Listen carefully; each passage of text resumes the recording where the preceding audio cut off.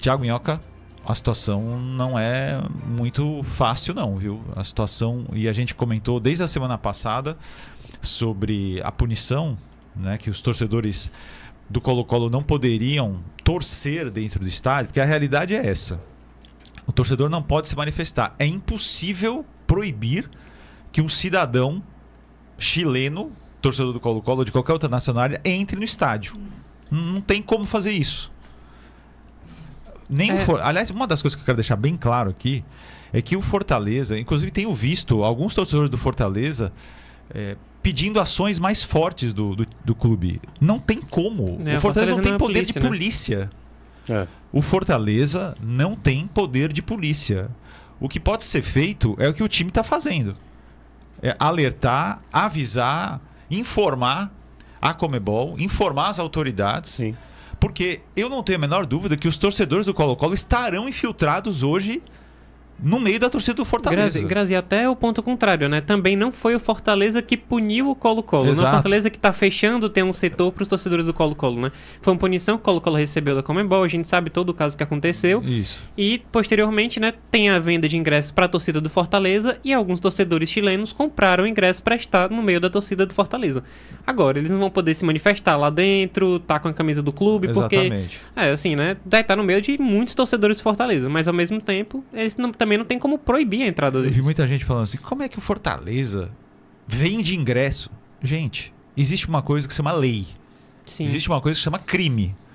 Você não pode impedir ninguém de comprar um ingresso. Sim, sim. Isso não existe na punição da Conmebol, não existe poder de nenhum clube fazer isso. E se você toma essa decisão alegando, não vai vender o ingresso porque é um torcedor chileno, é literalmente xenofobia. Então você não poderia fazer isso também. Mas as pessoas não têm noção, né, das coisas. Então ficam cobrando como se o clube tivesse poder de polícia, né? Então é um negócio problemático.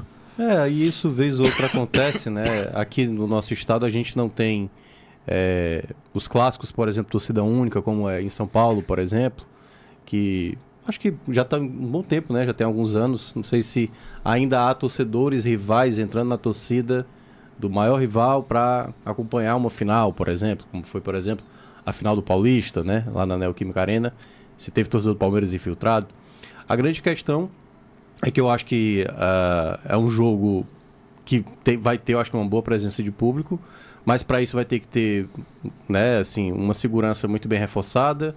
Os próprios torcedores também têm um pouco de calma, né? Porque, digamos assim, se o torcedor identificar ali um chileno, já ia fazer uma abordagem, por exemplo, eu acho que não é bem para isso, né? Porque o papel aí, sei lá, comunica, sei lá, uma pessoa da segurança, tem um cara aqui infiltrado.